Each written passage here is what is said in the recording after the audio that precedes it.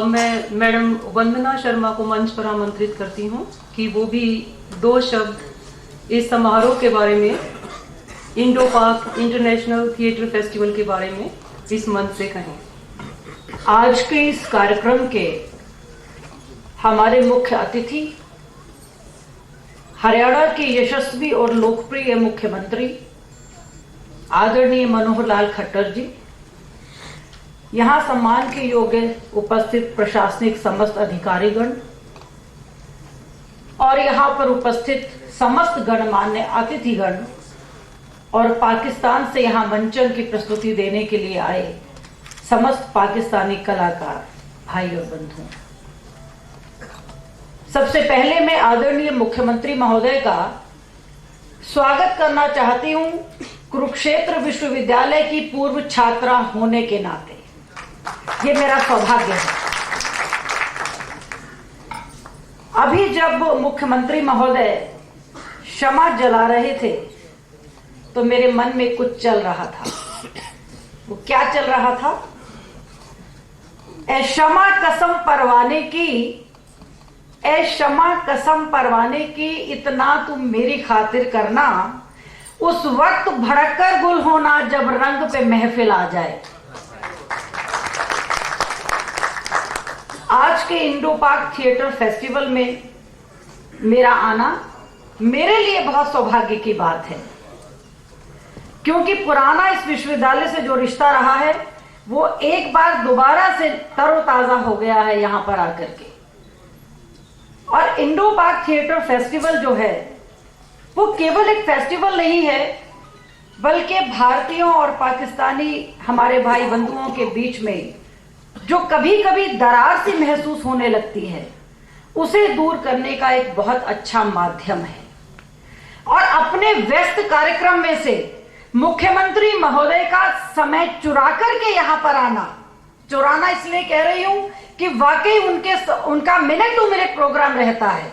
आसानी से वो यहाँ नहीं आ। परवीन जी का, रेशमा जी का, रूना लैला जी का, साबरी बदर जी का या बदर जी का, बहुत सारे ऐसे लोग जो गायक थे और उनकी रचनाओं को गा करके उन्होंने बहुत ख्याति प्राप्त की। ये कोई छोटी बात नहीं है।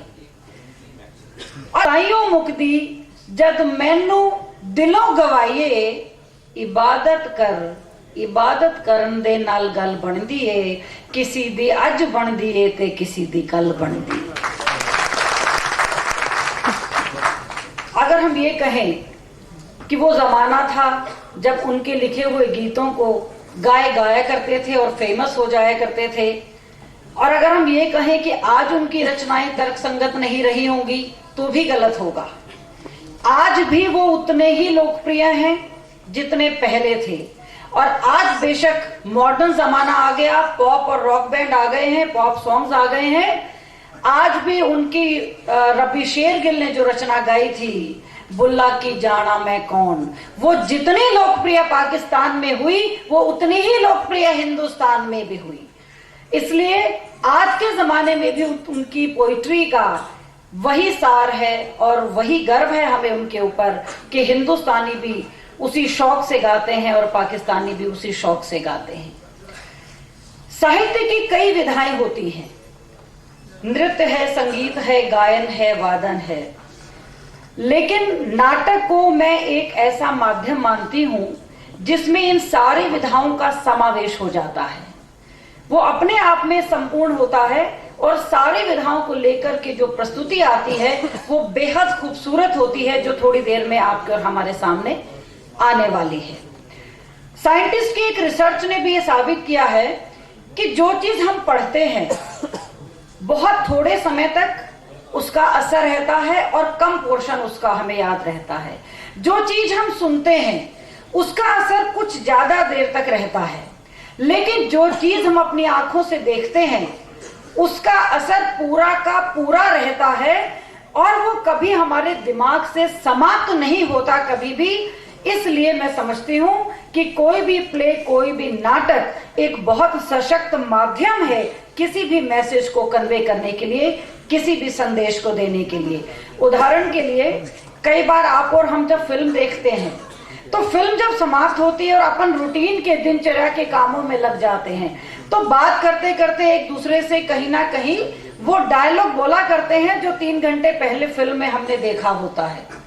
उदाहरण के लिए एक फिल्म आई थी बागबान, आप सभी ने देखी होगी, फैमिली मूवी थी। उसमें हेमा मालिनी जी ने अपने पति की आदतों से परेशान होकर एक डायलॉग बोला था, मुझे लगता है तुम कभी सुधरोगे नहीं। और वो डायलॉग हर पत्नी घर में अपने पतियों को बोला करती है, वो एक रोजमर्रा के जीवन में शामिल हो गया है। और वही बातें बुल्ले शाह ने भी एक कही है कि बुल्ले शाह आदतां जानदिया नहीं, पावे कट दो बोटी बोटी। तो वही बात उन्होंने भी कही है जो हम देखते हैं।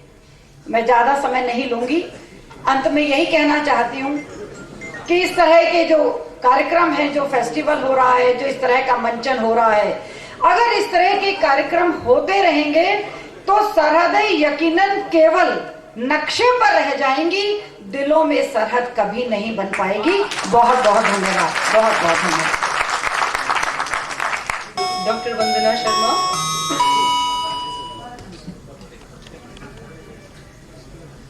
रॉबर्ट फ्रॉस्ट ने कहा है, एक पोएम है उनकी मेंडिंग वॉल, मैं इतना तो नहीं बट 30 सेकंड्स में अपनी बात को कहना चाहूंगी। मेंडिंग वॉल में वो कहते हैं, something there is that does not love a wall. कुछ ना कुछ हो जाता है कि दीवारें गिर जाती हैं, लेकिन क्योंकि हमारी जो कंडीशनिंग हो चुकी है ब्रेन की कि सालों साल से हम तो फेंसेस में बंधे हुए हैं। And then finally in the concluding lines में रॉबर्ट फ्रॉस्ट कहते हैं, but my father said good fences make good neighbours. तो ऐसी ही कुछ बात की ये दीवार भारत की, पाकिस्तान की, हिंदू की, मुसलमान की, जो सालों साल से चली आ रही हैं।